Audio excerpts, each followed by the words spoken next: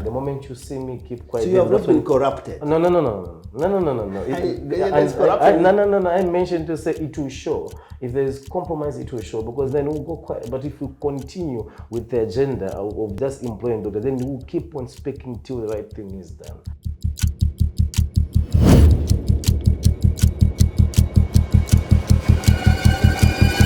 Hello, welcome once again to our podcast, the Think Talk podcast, and I'm Professor Wilbroad, and I'm still hosting the Resident Doctors Association President, Dr. Chibwe. We here want to say the truth and from the source.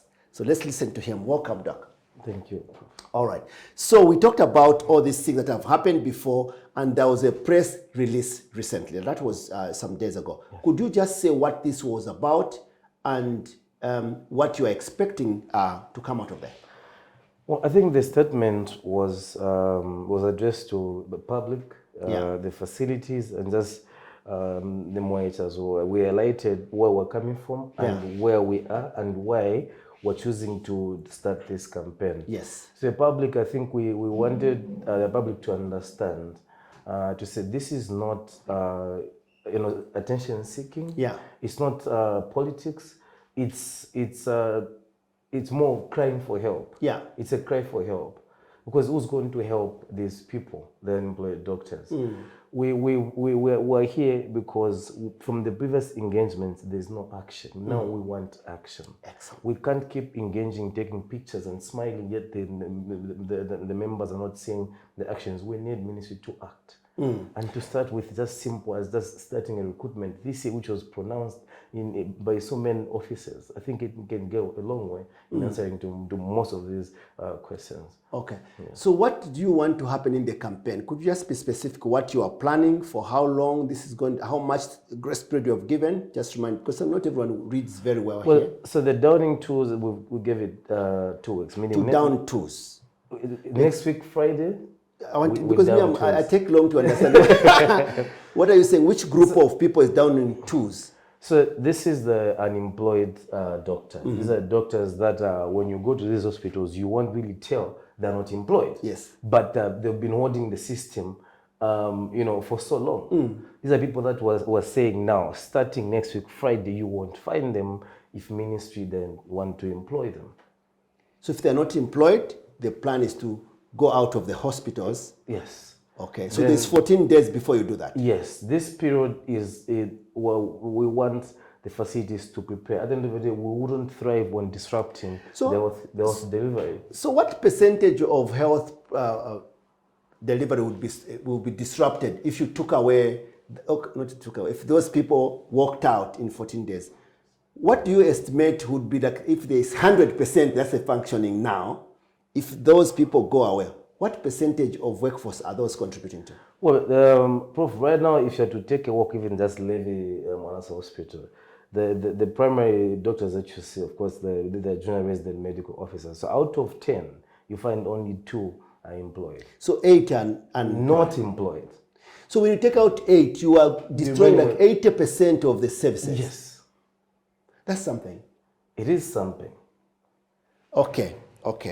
So, but how can a system rely on people who are not employed? What is your comment?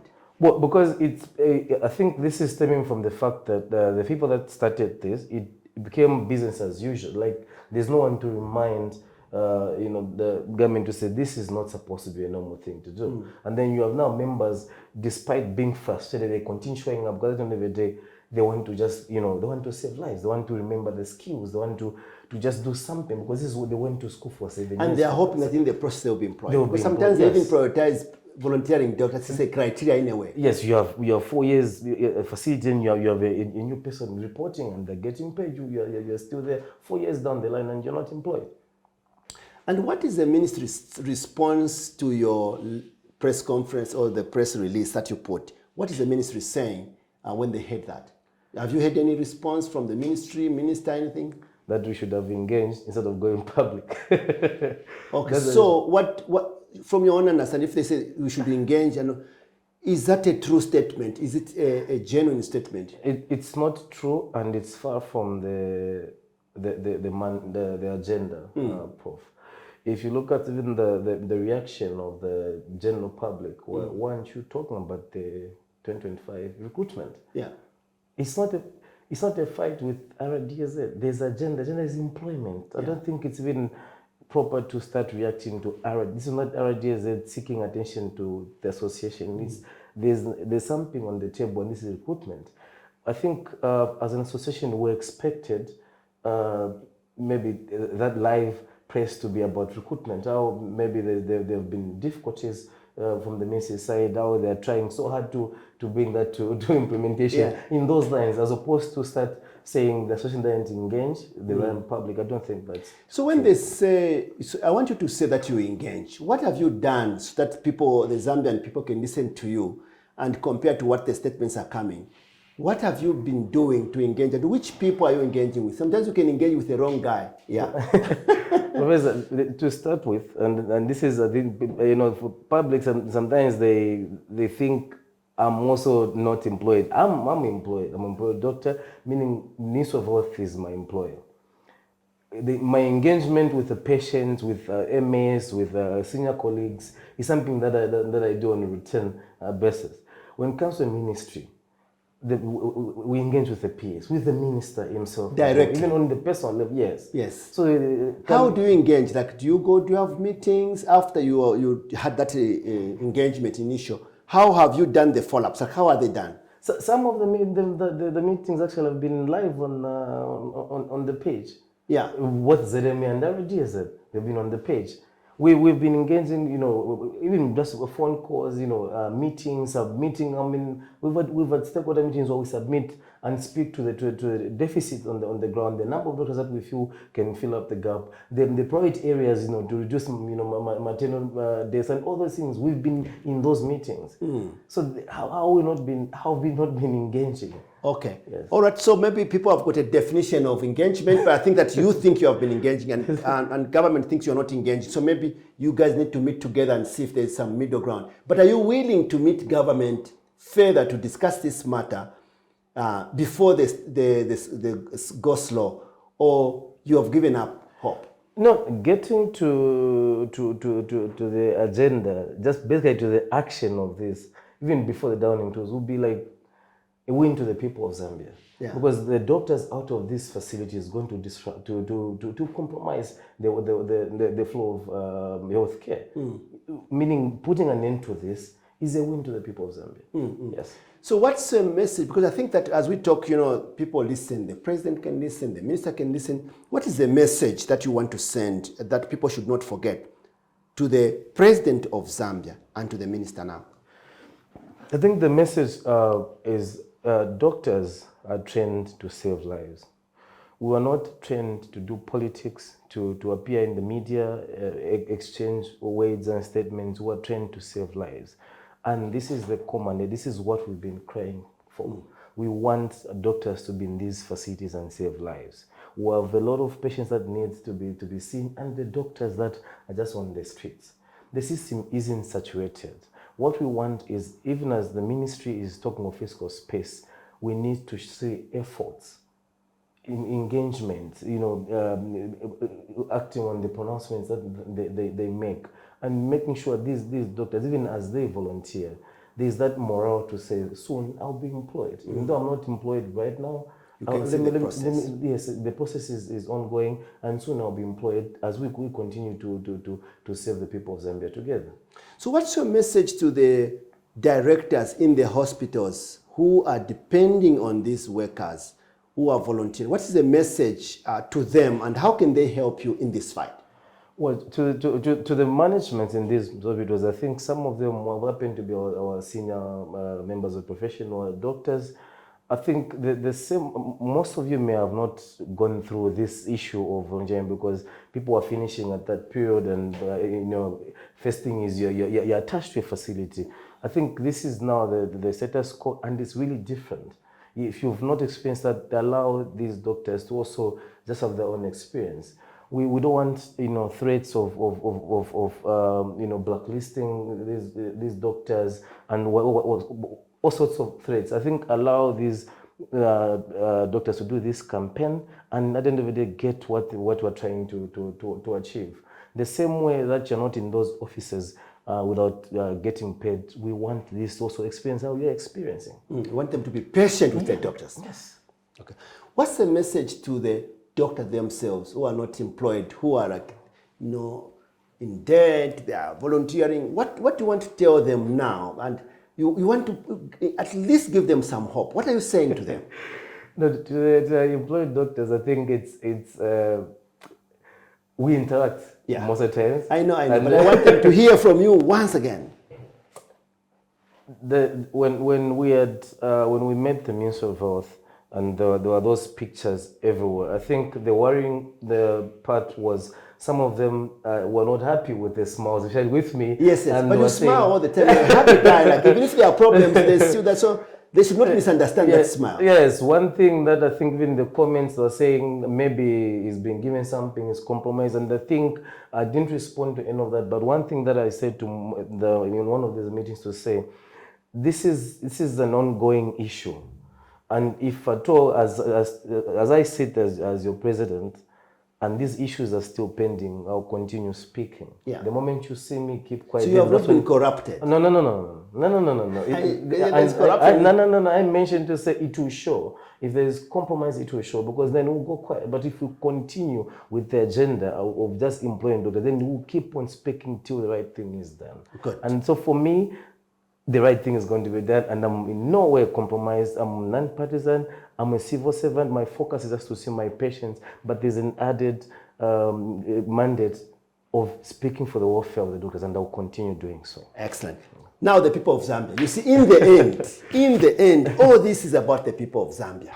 Yes. And you are telling me from this discussion that 8 out of 10 people at different facilities, Levy and others, are volunteers.